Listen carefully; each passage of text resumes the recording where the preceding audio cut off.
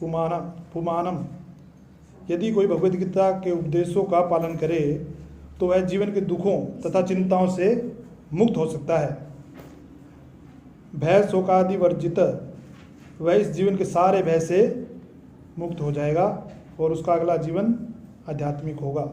ये गीता महात्म्य के कुछ श्लोक हैं। हमें गीता पढ़नी है, क्यों पढ़नी है, उसके बारे में बताया गया है कि गीता का क्या महत्व है। अगर हमें उसका पता होगा तो हम उसको अच्छी तरह से पढ़ पाएंगे। तो इसका पहला श्लोक है, गीता ध्यानशीलस्य प्राणायाम पर्यस्य च नैव सन्ति हि पापानि पूर्वजन्म कृत्यानि च। यदि कोई भगवद गीता को निष्ठा तथा गंभीरता के साथ पढ़ता है तो भगवान की कृपा से उसके सारे पूर्व दुष्कर्मों के फलों का उस पर कोई प्रभाव नहीं पड़ता। क्यों नहीं पड़ता? भगवान स्वयं 18.66 में भगवान स्वयं इसकी घोषणा कर देते हैं, सर्वे धर्माणि परित्यज्य माम एकम शरणम व्रज अहम त्वाम सर्वे पापेभ्यो मोक्षामि मा शुचय, कि सब धर्मों का त्याग करके तुम मेरी शरण में आ जाओ, मैं तुम्हें सारे पापों से मुक्त कर दूंगा। और उसके बाद और क्या बोलते हैं, डरो मत। ये शब्द भगवान ने क्यों लगाया? क्योंकि भगवान को पता था कि हम सब डरेंगे। हम देवताओं की पूजा करते हैं और बहुत सारे क्वेश्चन आते हैं कि भी हम ये क्या करें, शनिदेव नाराज हो गए या शिव नाराज हो गए, हनुमान जी नाराज हो गए तो क्या होगा। तो भगवान को पता था कि हम सब डरेंगे, तो उन्होंने भगवान ने भगवद गीता के 700 श्लोक में ऐसा कुछ छोड़ा ही नहीं कि जो हमारे मतलब का ना हो। सब कुछ, सारी चीज़ों का आंसर इसके अंदर है। तो इसलिए ये बताया गया है कि इसको हमें ध्यान से अगर पढ़ेंगे तो हमारे जितने भी पाप कर्म हैं वो सारे खत्म हो जाएंगे।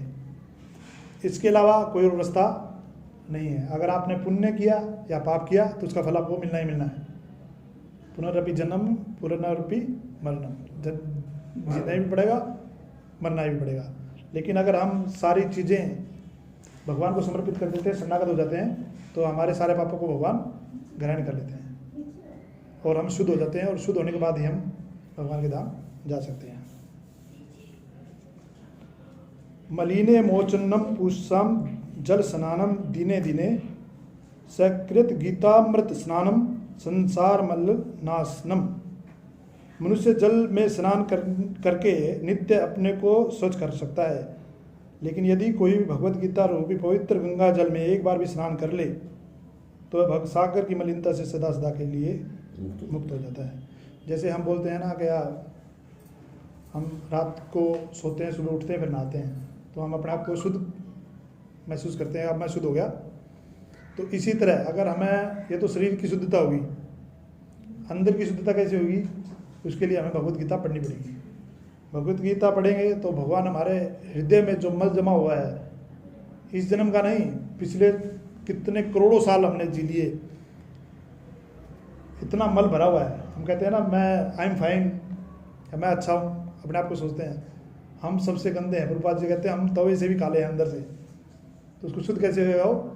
भगवद गीता पढ़ने से हम अंदर के उस मैल को धो सकते हैं। और जब वो धुल जाएगा तो हम अपने स्वरूप को जैसे शीशे में देखते हैं ऐसे देख पाते हैं। जैसे शीशे पे अगर गंदगी लगी हो तो हम नहीं देख सकते उसको। अगर उसको साफ कर देंगे तो हम देख सकते हैं कि मैंने क्या पहना है, मैं कैसा हूँ। तो हम उस चीज़ को भूले हुए हैं और भगवद गीता हमें उस मल को साफ करने में हमारी सहायता करती है। गीता सुगीता कर्तव्य किमने शास्त्र विस्तरते या स्वयं पदनाभाष्य मुख पदादिनी श्रिता। चूँकि भगवद गीता भगवान के मुख से निकली है, अतएव किसी अन्य वैदिक साहित्य को पढ़ने की आवश्यकता नहीं रहती। उससे केवल भगवद गीता का ध्यानपूर्वक तथा मनोयोग से श्रवण तथा पठन करना चाहिए। वर्तमान युग में लोग सांसारिक कार्यों में इतने व्यस्त हैं कि उनके लिए समस्त वैदिक साहित्यों का अध्ययन कर पाना संभव नहीं रह गया है, परंतु इसकी आवश्यकता भी नहीं है। केवल एक पुस्तक भगवद गीता ही पर्याप्त है, क्योंकि समस्त वैदिक ग्रंथों का सार है। इसका प्रवचन भगवान ने किया है। तो इसमें क्या बताया गया है कि अगर हमें 4 पुराण, उपनिषद और ये पढ़ने पड़ जाएं तो हमारे लिए इस संसार में मुश्किल है, क्योंकि हमें एक सतयुग में कितनी उम्र होती थी एक आदमी की? 1 लाख साल। 1 लाख और अब क्या है? 100 बताते हैं, और एवरेज 60-70 कह सकते हैं अभी। तो बहुत छोटा सा जीवन है। अगर हम वो सारे शास्त्र पढ़ने लग जाएं तो हमारे लिए मुश्किल है। अगर हम अभी किसी नए भक्त को बोलते हैं कि ये पढ़ लो बस काम हो जाएगा, तो भी बड़ी दिक्कत आती है। सिर्फ 700 श्लोक भी नहीं पढ़ पाते हैं। तो अगर ये 700 श्लोक पढ़ लिए तो इनमें क्या है? सारे वेद, उपनिषद, पुराणों का निचोड़ है। इसको पढ़ लिया तो समझो बहुत कुछ पढ़ लिया है, फिर पढ़ने की ज़रूरत नहीं है। लेकिन इसका मतलब ये नहीं पढ़ना नहीं है, हमें पढ़ना है ताकि हम उसको अच्छी तरह से और अच्छी तरह से सीख पाएँ और उसको भक्ति कर पाएँ।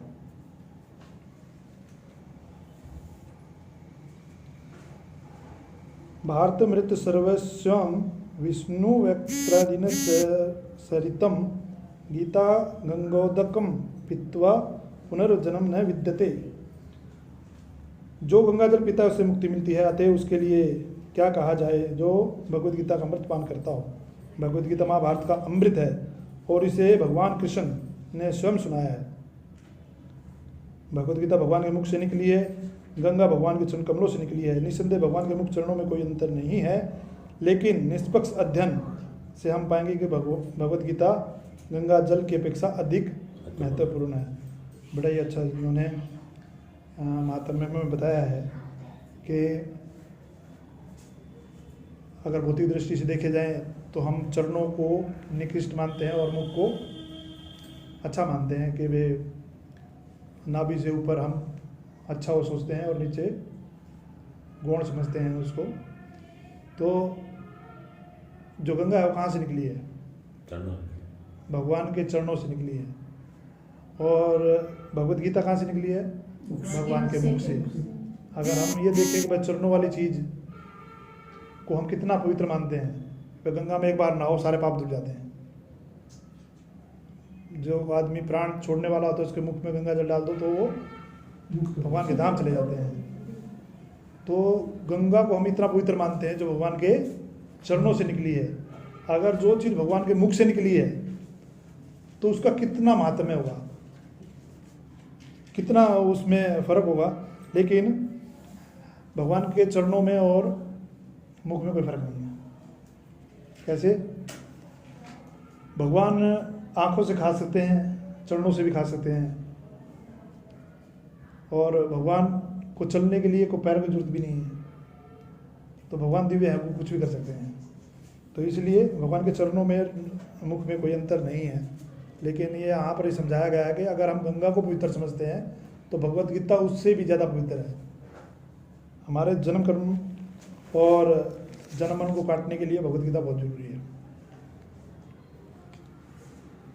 सर्वोपनिषदों गायो दोग्धा गोपाल नंदन पार्थवत्स सुधि भोक्ता दुग्धम गीतामृत महत। यह गीता उपनिषद भगवद गीता जो समस्त उपनिषदों का सार है, गाय के तुल्य है और ग्वाल बाल के रूप में विख्यात भगवान कृष्ण इस गाय को धो रहे हैं। अर्जुन बछड़े के समान है और सारे विद्वान तथा शुद्ध भक्त भगवद गीता के अमृत में दूध का पान करने वाले हैं। तो भगवद गीता की तुलना किससे की गई है? गाय से की गई है। जो गाय है वो भगवद गीता के समान है और यह समस्त शास्त्रों का सार है। जैसे कि पहले बताया कि सारे शास्त्रों पढ़ने हम नहीं पढ़ सकते, बड़ा मुश्किल है। तो 700 श्लोकों में उन्होंने सारा ज्ञान भगवान ने हमें दे दिया है। तो गाय के तुल्य है और गाय को धोने वाले भगवान कृष्ण है। भगवान कृष्ण ही उस अमृत रूपी दूध को निकाल कर किसको दे रहे हैं? अर्जुन को। अर्जुन की संज्ञा किससे दी गई है? बछड़े से दी गई है। तो वास्तव में ये अर्जुन के लिए ही नहीं, हम सभी के लिए है। अर्जुन को इस ज्ञान की जरूरत नहीं थी इतनी, ये तो हमारे लिए इस ज्ञान के लिए भगवान ने भगवद गीता का ज्ञान हमें दिया। एकम शास्त्रम देवकी पुत्र गीतम एको देवकी पुत्र एव एको मंत्रस्य नमामि यानी कर्मा एकम तस्य देवस्य सेवा। आज के युग में लोग एक शास्त्र, एक विषय, एक धर्म तथा एक वृत्ति के लिए अत्यंत उत्सुक हैं।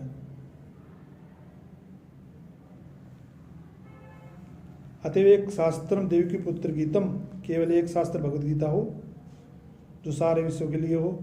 एक को देवो देवकी पुत्रम एव, सारे विश्व के लिए एक ईश्वर हो श्री कृष्ण।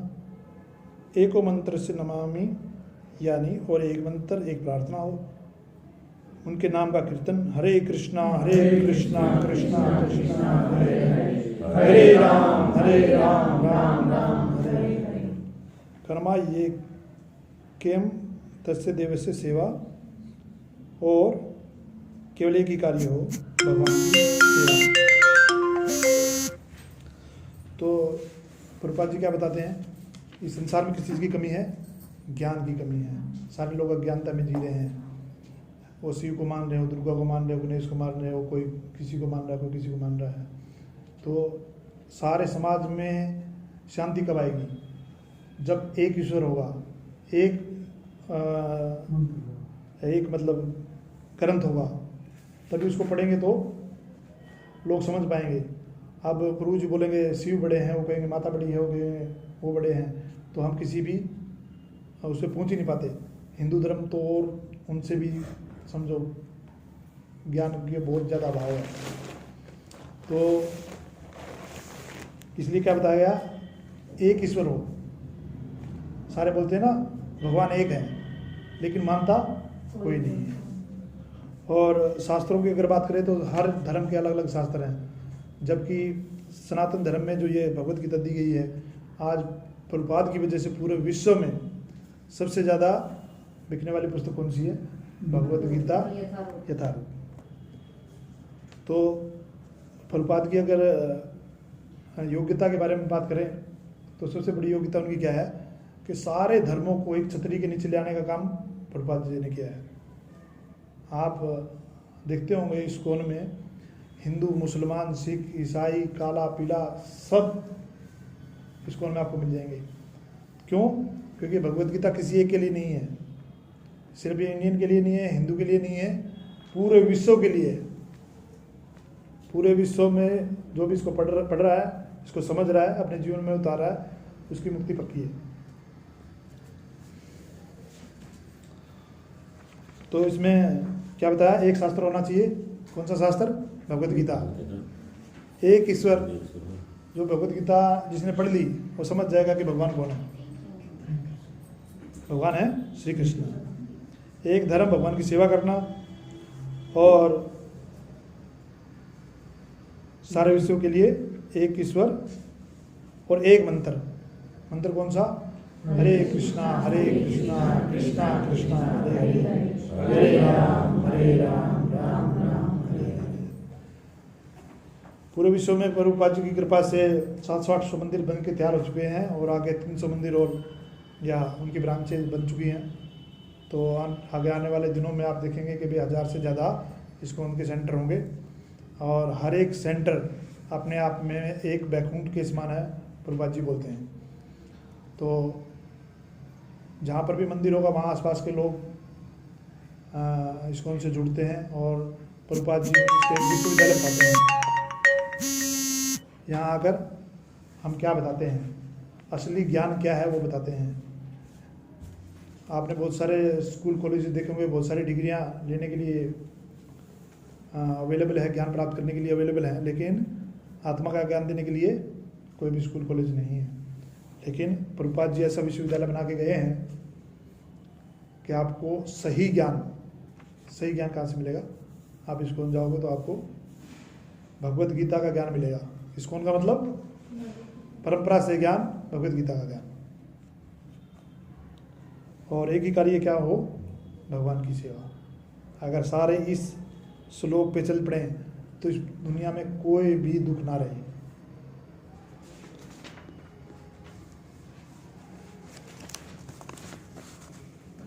तो इसका पहला श्लोक पढ़ेंगे।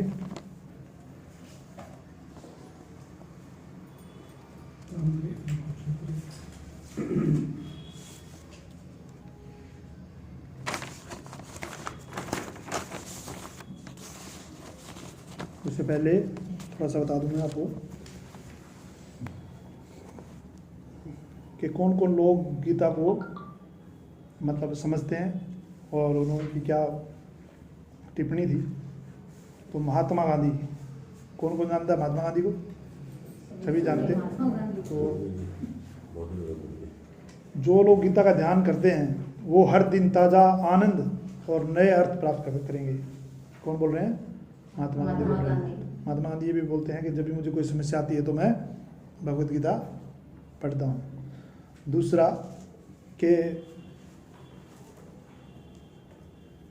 एक सर्वे हुआ जिसमें बताया गया कि 70 साल की उम्र से ऊपर जिन्होंने कोई कारनामा किया तो वर्ल्ड में किसका नाम आता है? पहला नाम किसका है? प्रभुपाद जी का। दूसरा जो बाइडेन का महात्मा गांधी का। किसका? जो अमेरिका के राष्ट्रपति बने वो 70 साल से प्लस ही है जो बने। अच्छा अच्छा। तो जो महात्मा गांधी की उपलब्धि है उससे भी बड़ी उपलब्धि किसकी है? प्रभुपाद की। 70 साल की उम्र में उन्होंने विदेश यात्रा करके और अपने 10 साल में 108 मंदिर बना दिए और पूरे विश्व में 18 बार यात्राएं करी और भगवत गीता का प्रचार पूरे विश्व में कर दिया। संसाधन भी नहीं होते थे आने जाने की, उस टाइम तो सुविधाएं नहीं थी और पता नहीं कैसे कैसे 70 साल की उम्र में आदमी क्या सोचता है? एक बढ़िया सा कमरा हो और वहाँ खाना पीना मिल जाए बस। लेकिन हाँ, अगर बीमार हो तो ये सोच ले वो तो उठा ही ले या फिर घर वाले बोलते उठा ले। घर वाले बोले नहीं। एक वैज्ञानिक वो है आइंस्टाइन।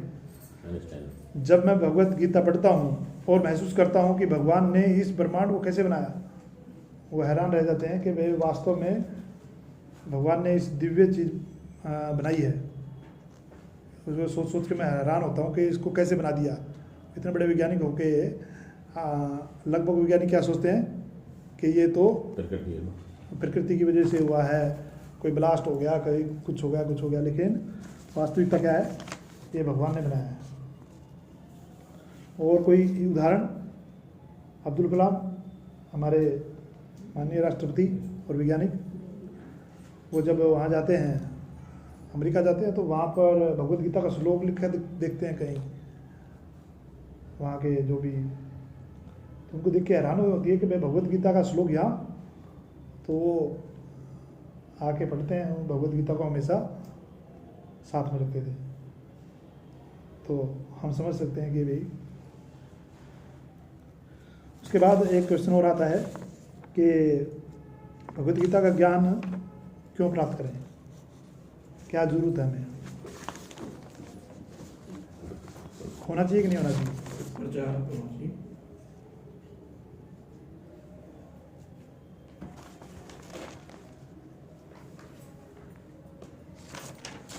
भगवत गीता का ज्ञान हमें क्यों प्राप्त करना चाहिए? क्योंकि भगवान ने 4 संप्रदाय बनाए। उन 4 संप्रदायों में एक है ब्रह्मगौड़िया संप्रदाय, जिसे हम इस्कॉन वाले फॉलो करते हैं। तो जो ज्ञान है वो कहाँ से आया? कृष्ण से आया। और हमारे तक कैसे पूछा? परंपरा से पूछा। जैसे अगर हमें एक पेड़ पे आम लगे हुए हैं तो उसका तोड़ने का तरीका क्या है? पत्थर उठाएंगे और फेंकेंगे, तो क्या होगा? वो फल हमें टूटा फूटा मिलेगा। अगर हमें उसको अच्छी तरह से वही जैसे यथारूप एज इट इज प्राप्त करना है तो क्या होगा? एक बंदा है, उसके ऊपर दूसरा बंदा चढ़ेगा, उसके ऊपर दूसरा बंदा चढ़ेगा और वो तोड़ के नीचे वाले को देगा, नीचे वाला नीचे वाले को देगा, नीचे वाला नीचे वाले को देगा। तो क्या होगा? जो आम का फल है वो हम जो पेड़ पे था वैसा ही मिलेगा। तो ये एक परंपरा है और इसके बारे में आप डिस्कशन और फिर कभी कर लेंगे। 4 संप्रदाय में एक संप्रदाय है ब्रह्मगौड़ीय संप्रदाय, उससे हम बिलोंग करते हैं। और जो भगवद गीता का जो एक अध्याय है उसमें ये परंपरा दी गई है। श्री कृष्ण ने ज्ञान किसको दिया? ब्रह्मा को जी को दिया, ब्रह्मा ने नारद जी को दिया, नारद ने व्यासदेव जी को दिया। तो ऐसे ही करते करते तो ये ज्ञान कहाँ था, प्रभुपाद जी के तक आया। प्रभुपाद जी ने इसको अपने तरीके से, क्योंकि जब प्रभुपाद जी थे, जब तक भगवत गीता लिखने वाले इतने थे, और उन्होंने अपने आप को अपने तरीके से लिखना शुरू कर दिया लोगों ने, मेरे हिसाब से। लेकिन प्रभुपाद जी क्या कहते हैं, आपका हिसाब नहीं चलेगा। किसका चलेगा? भगवान का। जो भगवान ने बोला, वो क्या बोला है वो लिखना है। तो प्रभुपाद जी ने क्या लिखा? यथारूप, कि वास्तव में भगवान क्या कहना चाहते हैं। बहुत सारी भगवत गीता ऐसी है जिसमें से भगवान को ही निकाल दिया गया है। अभी आप जब पहला श्लोक पढ़ेंगे तो उसमें आएगा भगवान वाच। तो भगवान वाच का मतलब भगवान ने कहा। कौन बोल रहे हैं? कृष्ण बोल रहे हैं। कृष्ण बोल रहे हैं। भगवान वाच में कौन बोलेंगे? कृष्ण बोलेंगे। सब कुछ स्पष्ट होगा कि भगवान बोल रहे हैं और कृष्ण बोल रहे हैं। तो भगवान को कृष्ण से अलग कैसे किया जा सकता है? लेकिन बहुत सारे अपने लाभ के लिए या किसी न किसी वजह से भगवत गीता को मोड़ कर देते हैं और उस शुद्ध ज्ञान को दूसरों तक नहीं पहुंच पाता। तो हमें भगवत गीता कैसे पढ़नी है? परंपरा से प्राप्त ज्ञान की तरह हमें पढ़नी है।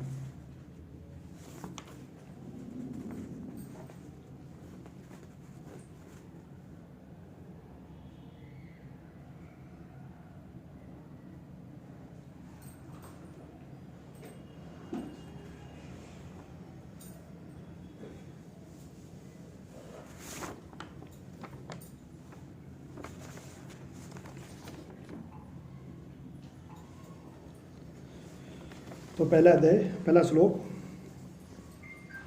धृतराष्ट्र वाच है। धृतराष्ट्र वाच का मतलब धृतराष्ट्र ने कहा। धर्म क्षेत्रे कुरुक्षेत्रे संवेतायुत्सव माम का पांडवाश्चैव किम कुर्वत संजय। सभी साथ साथ बोलेंगे।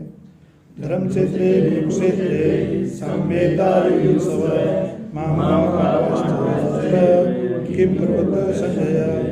धर्म क्षेत्रे कुरुक्षेत्रे संवेतायुत्सव माम का पांडवाश्चैव किम कुर्वत संजय।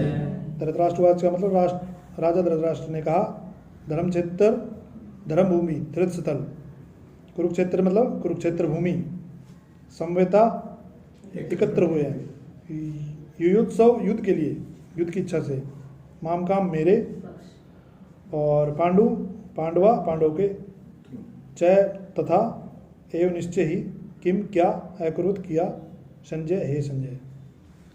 तो ये है आपका पहला श्लोक।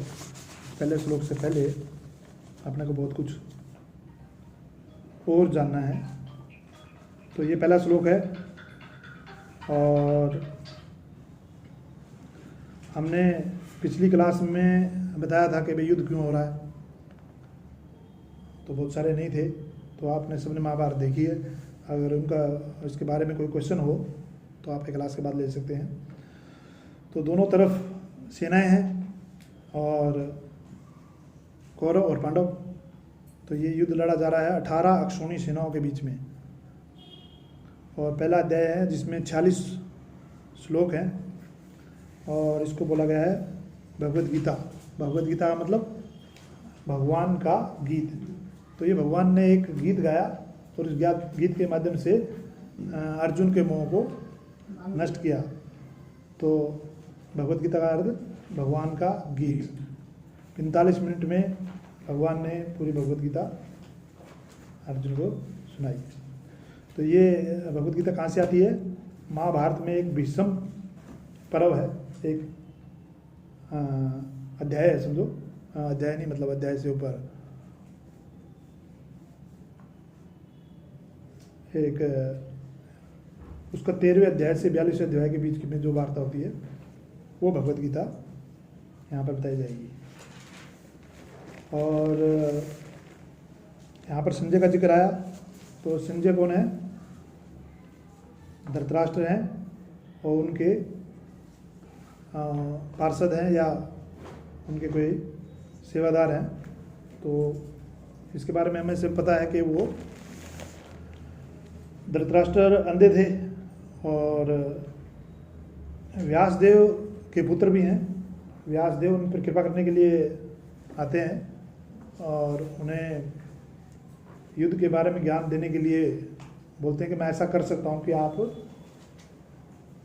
पूरा युद्ध का विवरण आप देख सकते हो अपनी आंखों से।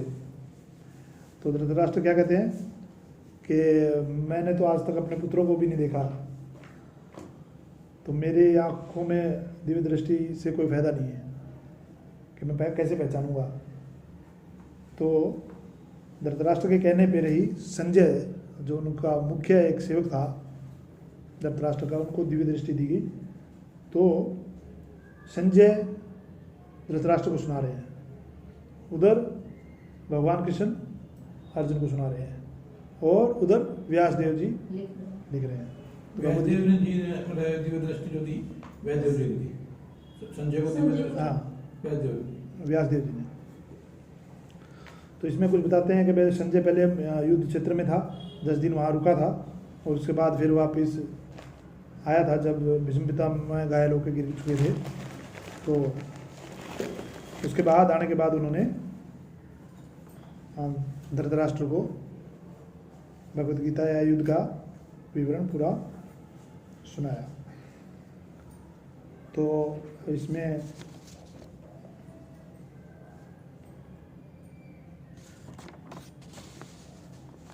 एक चीज़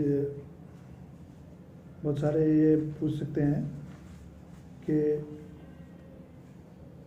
जो ये युद्ध है कुरुक्षेत्र में ही क्यों लड़ा गया। बहुत सारों का ये क्वेश्चन होता है कि ये युद्ध कुरुक्षेत्र के मैदान में ही क्यों लड़ा गया। तो इसमें बहुत सारी कथाएं हैं और बहुत सारे लोग कुछ बताते हैं, कोई कुछ बताते हैं। तो उनमें से कुछ मैंने भी लिखी है। तो इसके बारे में बताते हैं कि भगवान कृष्ण एक ऐसी जगह ढूंढ रहे थे जहाँ पर एक दूसरे को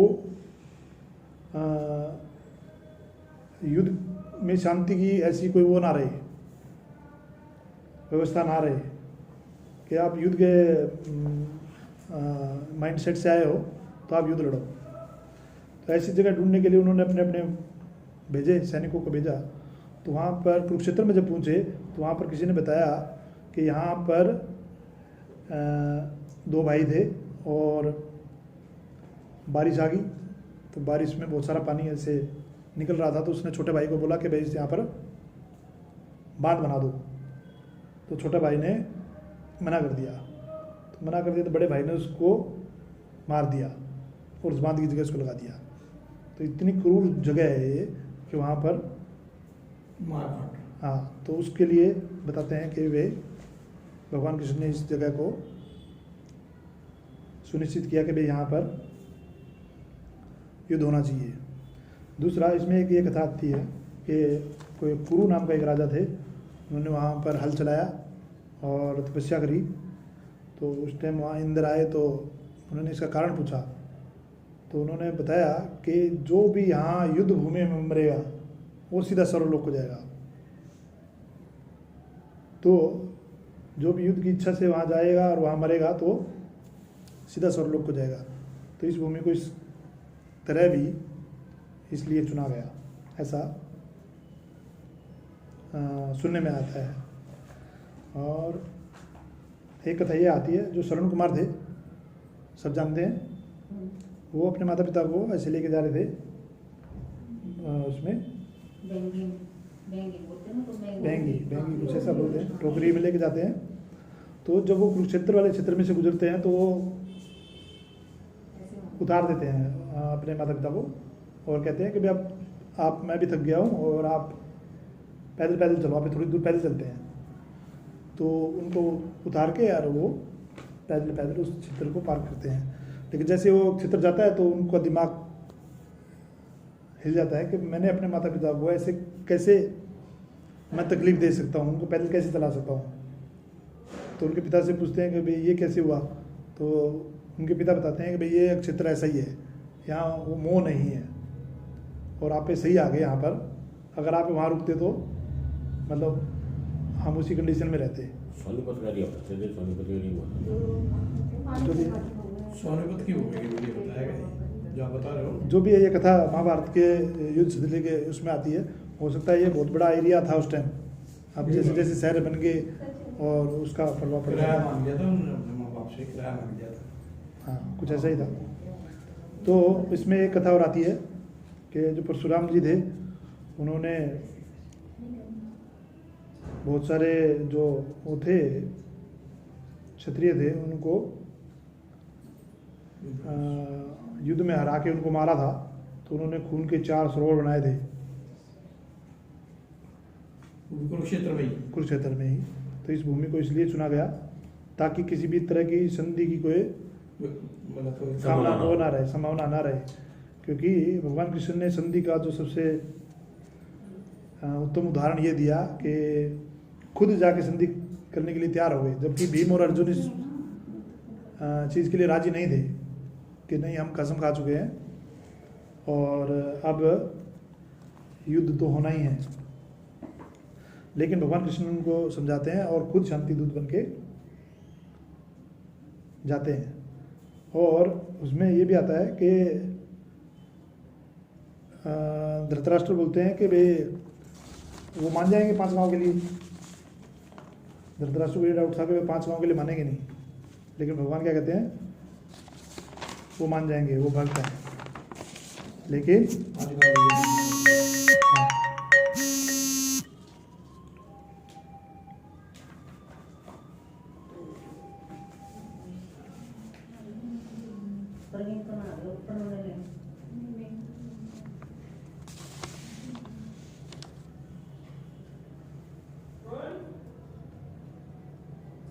प्रभु जी एक बात बताइए, जो ये सारी जो जमीन होती है प्रभु जी, हाँ, ये सारी भगवान की दी हुई है, तो कुरुक्षेत्र ऐसा क्यों है फिर? माता जी बाद में ले लेंगे, बाद में लेंगे तो कृष्ण। नीचे ही है।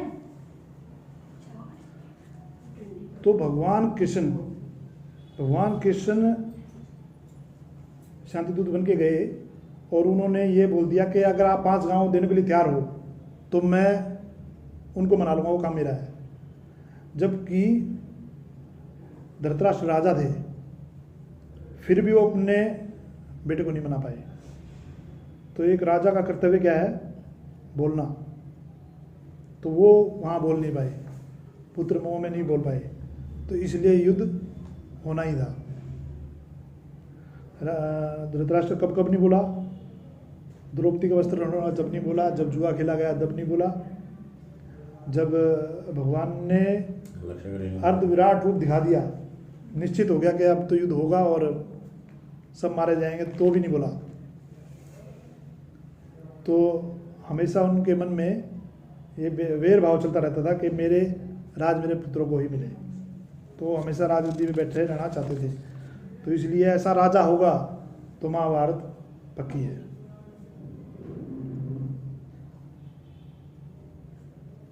धृतराष्ट्र का अर्थ बताते हैं। धृत का मतलब आसक्त, वो आसक्त थे, अपनी गद्दी पे आसक्त थे। राष्ट्र का मतलब देश, अपने देश की इस गद्दी के ऊपर आसक्त थे, इसलिए उनको धृतराष्ट्र नाम भी सही दिया गया। 4 विलेन हैं इस महाभारत के। कौन कौन है? धृतराष्ट्र, दुर्योधन, शकुनी और कर्ण, ऐसा बताते हैं। शकुनी और कर्ण, हाँ।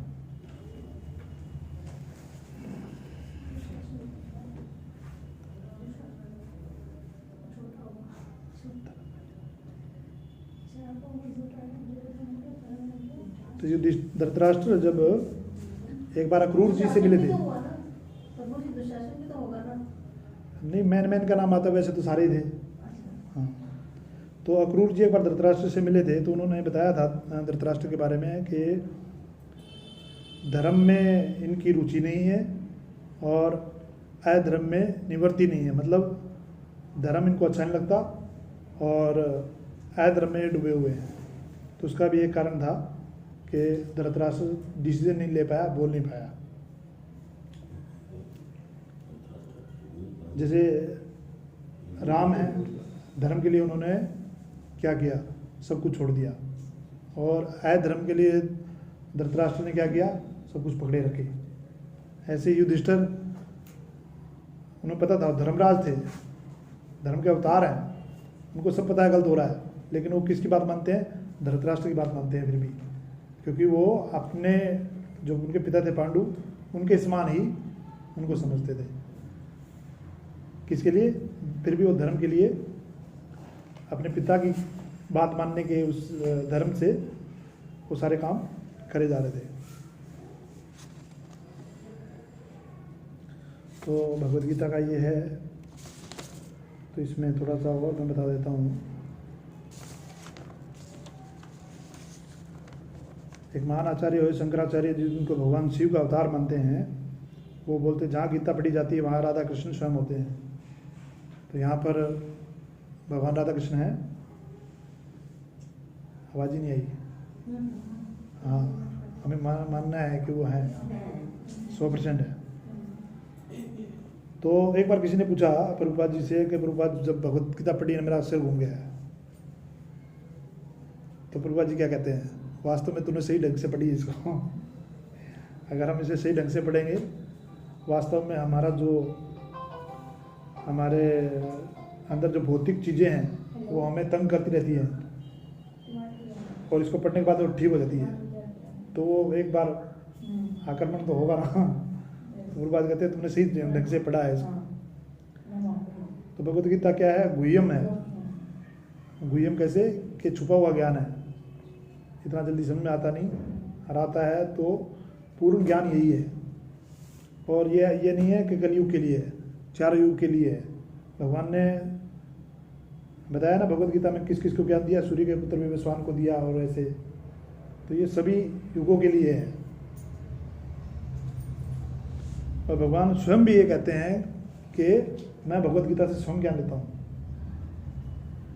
तो इसलिए हमें इसकी इम्पोर्टेंस पता होनी चाहिए, ताकि हम इसको और अच्छी तरह से इसको पढ़ सकें, अपने जीवन में उतार सकें। एक जगह और इसका एक वर्णन आता है कि कोई अगर आधा श्लोक पढ़ता है रोज, तो वो सूर्य लोक में जाता है। तो वहाँ क्या करते हैं? सूर्य भगवान उनको पूरी भगवत गीता सुनाते हैं, फिर वो भगवान के धाम जाता है। अगर कोई एक श्लोक पढ़ता है तो वो शिव के लोक जाता है, वहाँ शिव सुनाते हैं उनको भगवत गीता पूरी, फिर वो भगवान के धाम जाता है।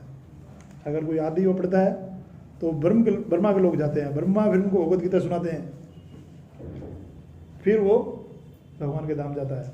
अगर कोई एक अध्याय रोज पढ़ता है तो बताते हैं वो विष्णु के लोग जाता है, वहाँ जाके भगवान विष्णु उसके भगवत गीता सुनाते हैं। तो ये भगवत गीता बहुत ज़रूरी है। कैसे ज़रूरी है? कि जैसे हम घर पे कुछ टीवी में कितने श्लोक पढ़ने वाले को? एक श्लोक, एक तो शिव वाले को है ना, आधा सूर्य, एक शिवलोक, एक शिव, और आधा अध्याय हाँ ब्रह्मा जी, और एक विष्णु जी। तो पूरा अध्याय के लिए विष्णु लोक में जाते हैं। पूरा अध्याय पढ़ो, साथ रखिए। तो जो महाभारत है, महाभारत जो है, जल्दी है। महाभारत में जो गीता का जो सार है वो कैसे है? जैसे एक अंगूठी में हीरा लगा होता है तो उसको बोलते हैं हीरे की अंगूठी, जबकि उसमें सोना ज़्यादा होता है। तो ऐसे महाभारत जो है वो पूरा एक ग्रंथ है, और उसमें हीरा क्या है? भगवत गीता है। तो इस तरह भी इसको समझाया गया है। तो इसमें 46 श्लोक हैं, जिसमें से पहला श्लोक धृतराष्ट्र ने बोला है, और पूरी भगवत गीता में एक ही श्लोक है जो धृतराष्ट्र ने बोला है। और इसमें युद्ध का विवरण आता है 1 से 27 तक, 2 से 27 तक। उसके बाद नहीं, 2 से 13 तक आता है युद्ध की तैयारी। 2 से 13 तक क्या आता है? युद्ध की तैयारियां क्या क्या चल रही हैं। 14 से 20 क्या है? 2 से 13 युद्ध की तैयारी। 14 से 20 से पांडवों की जीत निश्चित हो जाती है। क्यों? भगवान कृष्ण शंखनाद कर देते हैं। 14 से तो 14 से 20 जहाँ भगवान ने शंखनाद कर दिया उनके विजय का, तो भगवान तो वहाँ विजय निश्चित है। 21 से 27 में अर्जुन कहते हैं कि मुझे मतलब बीच में ले चलो, इन दोनों सेनाओं के बीच में मुझे ले चलो। 27 से 45 में 5 कारण बताते हैं अर्जुन 5 कारण बताता है कि मैं क्यों युद्ध ना करूं या नहीं करना चाहता। 5 कारण थे। दया, उनके अंदर दया का भाव था। दूसरा, उनको लग रहा था इसमें कोई आनंद नहीं है कि मैं इन सबको मार मूर भी दूंगा और मुझे राज्य भी मिल गया तो भी उस राज्य का क्या आनंद उठा पाऊंगा मैं, जब मेरे भाई बंधु हो रहेंगे नहीं, मैं सारी चारों तरफ में विधवाओं को देखूंगा तो मैं उसका क्या आनंद उठा पाऊंगा। और तीसरा बोलते हैं कि वो पाप, मैं ये पाप क्यों करूं। और चौथा बताते हैं पारिवारिक परंपरा का नष्ट हो जाएगी, सारी विधवाएं हो जाएंगी तो आगे जाके हाँ वन संक्रमण होगा और आगे कोई भी पितरों के लिए वो करने के लिए कुछ नहीं रहेगा। हाँ, तो वो सारी परंपरा नष्ट हो जाएगी। और 5वां है दुविधा। वो ये इसमें दूसरे अध्याय में आएगा कि वो दुविधा में थे कि मैं क्या करूं, वो कोई डिसीजन नहीं ले पा रहे थे।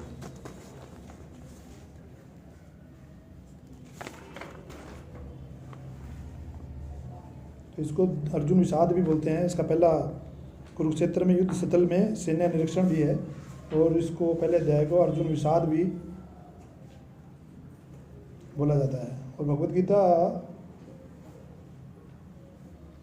एक ऐसा ग्रंथ भी है जिसको कोई भी पढ़ सकता है।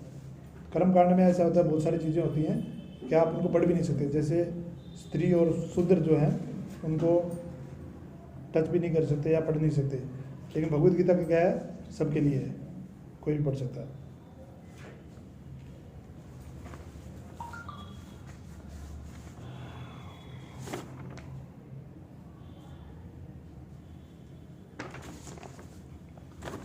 तो इसमें पहला श्लोक था धर्म क्षेत्र कुरुक्षेत्र संवेता युद्ध माम का पांडवश्चैव किम करोति संजय। तो सबसे पहले आता है शब्द धर्म क्षेत्र। तो इसको धर्म क्षेत्र क्यों बोला गया? क्योंकि जहाँ भगवान है वहाँ धर्म है। धर्म तू भगवत प्रणीतम, भगवान तू साक्षात भगवत प्रणीतम, भगवान ने जो बोला वही धर्म है और जहाँ भगवान है वहीं धर्म है। तो इसलिए इसको धर्म क्षेत्र बोला गया। और इसलिए भी बोला गया क्योंकि यह वास्तव में इस लड़ाई से पहले भी एक धर्मभूमि रहा है। यहाँ पर बहुत सारे यज्ञ हुए हैं कुरुक्षेत्र में, तो इसलिए इसको धर्म क्षेत्र बोला गया। कुरुक्षेत्र का मतलब कुरुक्षेत्र का जो एरिया है समझ लो उस भूमि को। धृतराष्ट्र ने कहा, हे संजय, धर्मभूमि कुरुक्षेत्र में युद्ध की इच्छा से कित्र हुए मेरे तथा पांडु के पुत्रों ने क्या किया।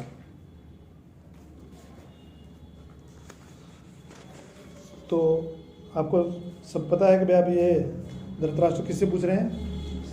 संजय से पूछ रहे हैं। धर्मभूमि में धृतराष्ट्र को भी पता था कि वह भगवान कृष्ण भगवान है और कुरुक्षेत्र धर्म की भूमि है, लेकिन फिर भी इतनी आसक्ति थी उन्हें अपने पुत्र से और अपनी राजगद्दी से कि वो देख ही नहीं पाए उसको। तो इसलिए उन्होंने धर्म क्षेत्र का उपयोग किया।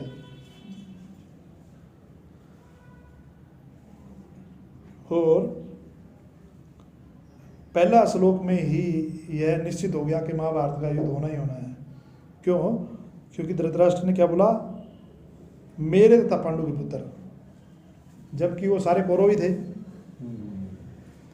जो युधिष्ठिर है वो धृतराष्ट्र को अपने पिता के समान मानते थे, लेकिन जहाँ पर मैं और मेरा आ गया तो वहाँ महाभारत पक्की है। तो यहाँ पर जैसे ये बोला ना, मैं और मेरे और पांडु पुत्रों ने क्या किया, तो वहाँ पर युद्ध निश्चित है। संत बताते हैं, हमारे सीनियर बताते हैं कि उनकी मनोवृत्ति पता चलती है। जब भी हम कोई बात बोलते हैं तो वो हमें बताती है कि हम किस गुण में हैं। अगर आप कोई भी क्वेश्चन पूछोगे तो उससे पता चल जाएगा कि आपकी मनोवृत्ति कैसी है। और आप बाद में ये बोलोगे नहीं मेरा मतलब ये पूछने का नहीं था, लेकिन फिर भी आपके दिमाग में क्या चल रहा है, वो आप किस गुण में स्थित हो, उसका पता चलता है। ऐसे ही धृतराष्ट्र ने एक श्लोक बोला, उसी में उनकी मनोवृत्ति पता चल गई कि वे वो क्या चाहते हैं, उनके दिमाग में क्या चल रहा है। वो नहीं चाहते थे कि युद्ध भी रुके, और उनको ये भी लगता था कि वे पांडवों में इतनी वो नहीं है, लेकिन उनको इस बात का डर भी था कि भगवान उधर है तो हमारा जितना मुश्किल है। लेकिन आसक्ति बस वो नहीं कर पाए।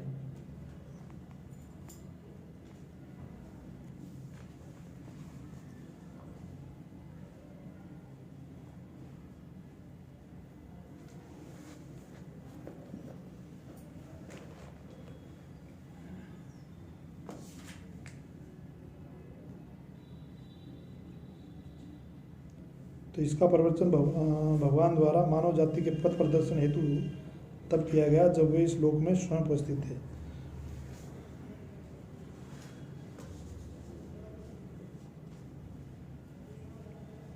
तो भगवान स्वयं इसका आगे हमें पता चलेगा कि अर्जुन का मार्गदर्शन करते हैं, अर्जुन के क्या क्या क्वेश्चन रहेंगे और भगवान उसको कैसे कैसे उसको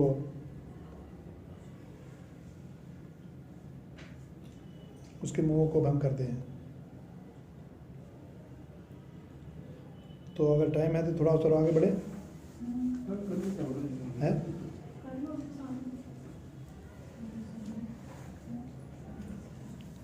तो एक श्लोक और पढ़ लेते हैं।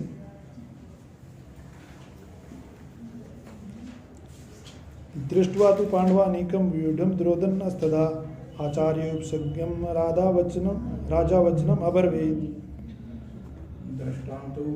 निकम व्यूढ़ं दुर्योधनस्तदा आचार्योपसज्ञं राजा वचनम् अब्रवीत्। दृष्टा तु पांडवानीकं, बोलो, व्यूढ़ं दुर्योधनस्तदा आचार्योपसज्ञं राजा वचनम् अब्रवीत्। दृष्टा तु पांडवानीकं व्यूढ़ं दुर्योधनस्तदा आचार्योपसज्ञं राजा वचनम् अब्रवीत्। तो इसमें लिखा है संजय वाच्य। अब कौन बोल रहा है? संजय बोल रहा है। दृष्टा देखकर, तू लेकिन, पांडवानीकम पांडवों की सेना को, व्यूढ़ं व्यू रचना को, दुर्योधन राजा दुर्योधन, तथा तदा उस समय आचार्यम शिक्षक गुरु के उपसज्ञम पास जाकर, राजा का मतलब राजा, वचनम मतलब शब्द बोले, अब्रवीत कहा। तो इसमें क्या है, राजा कौन? दुर्योधन। जब दुर्योधन इस व्यू रचना को देखता है, दोनों सेनाओं को देखता है, और दुर्योधन बहुत ही शातिर योद्धा था, तो उसको पता था कि मुझे किससे कैसे काम लेना है। तो उन्होंने सबसे पहले अटैक कहाँ किया? अपने गुरु पे। गुरु कौन थे? द्रोणाचार्य।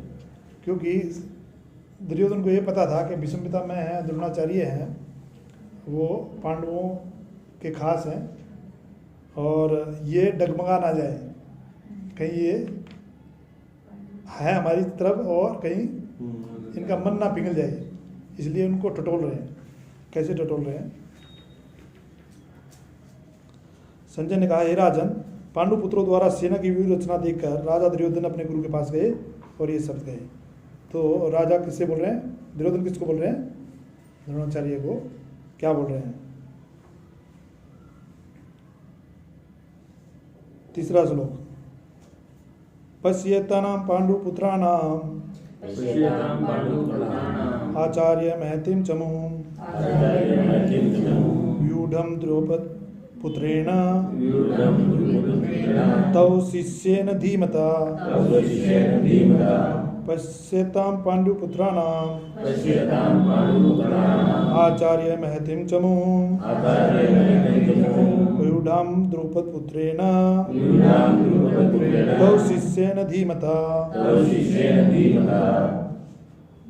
पश्य मतलब देखिए, एताम इस पांडुपुत्राणाम पांडु के पुत्रों को, आचार्य है आचार्य, महतिम विशाल, चमुम सेना को, व्यूढाम व्यवस्थित है, द्रुपद पुत्रेण द्रुपद के पुत्र, तब तुम्हारे शिष्यन शिष्य द्वारा, धीमता अत्यंत बुद्धिमान। हे आचार्य, पांडु पुत्रों की विशाल सेना को देखें जिससे आपके बुद्धिमान शिष्य द्रुपद के पुत्र ने इस कौशल से व्यवस्थित किया कितने है। कौशल से व्यवस्थित किया है? परम राजनीति के दुर्योधन महान ब्राह्मण सेनापति द्रोणाचार्य के दोषों को इंगित करना चाहता था।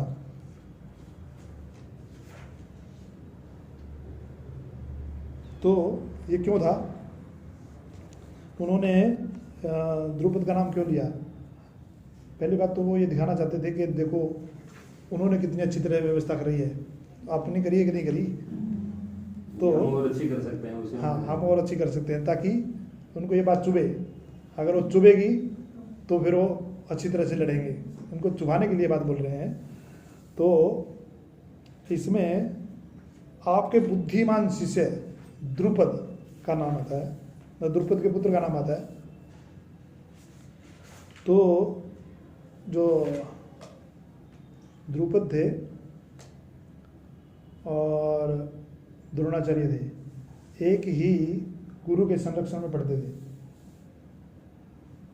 और जबकि वो राजा थे और वो एक मामूली ब्राह्मण थे, तो उन दोनों की यारी दोस्ती थी।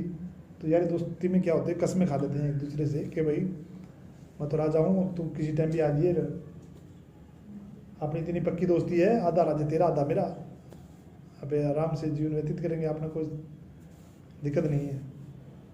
तो जैसे ही वो वहाँ से निकले तो द्रोणाचार्य अपने कर्मों में लग गए और वो राजा द्रुपद बन गए उधर। तो एक बार इतनी स्थिति खराब आ गई द्रोणाचार्य की कि उन्होंने सोचा कि भाई चलो अपने दोस्त के पास चलते हैं। तो वो गए राजा के पास, द्रुपद के पास।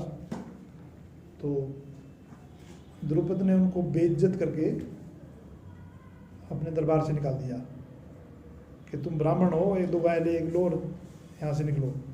राजा रुजे वाले ये बात तो बचपन की होती है, इनमें ज़्यादा ध्यान नहीं देना चाहिए। तो वो वहाँ से अपमानित हो गया आगे, और उनके अंदर एक क्रोध उत्पन्न हो गया। तो क्रोध उत्पन्न हो गया तो उन्होंने उधर द्रोणाचार्य इनको शिक्षा दे रहा था कौरव पांडवों को। तो उन्होंने बोला कि भाई मुझे दक्षिणा में और कुछ नहीं चाहिए, गुरु दक्षिणा में मुझे तो द्रुपद चाहिए।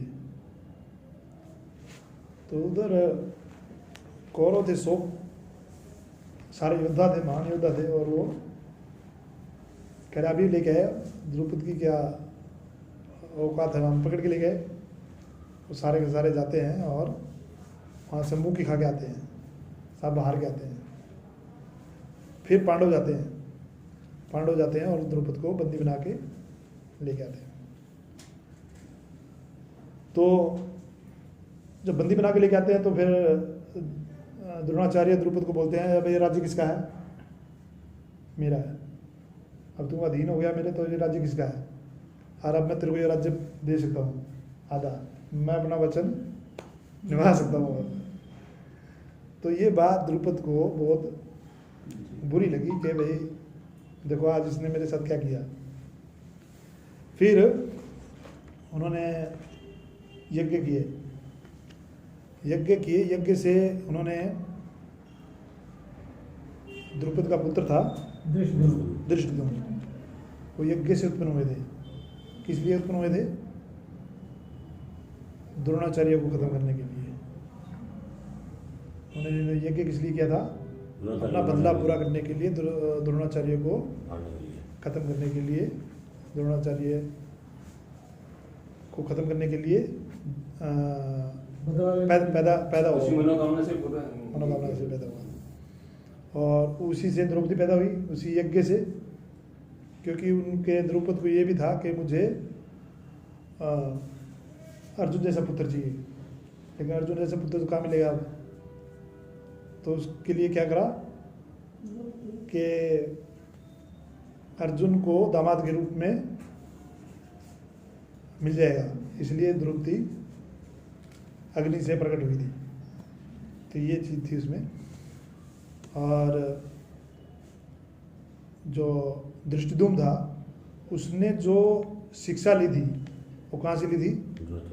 द्रोणाचार्य से ही ली थी। द्रोणाचार्य को पता था कि भाई ये मुझे मारेगा, फिर भी द्रोणाचार्य ने उसको शिक्षा दी। तो हम ये देख सकते हैं कि द्रोणाचार्य कितने महान थे। और आगे इस युद्ध के बारे में और बहुत सारी चर्चाएं होंगी। आज यहीं पर विराम देंगे, आगे से चौथे श्लोक से आगे बढ़ेंगे। तो आप कोशिश करें कि इसके 5-7 श्लोक पढ़ के आएँ, ताकि आप इसके बारे में कुछ और अच्छी तरह से पढ़ पाएँ। तो अभी किसी का कोई भी क्वेश्चन हो तो आप ले सकते हैं।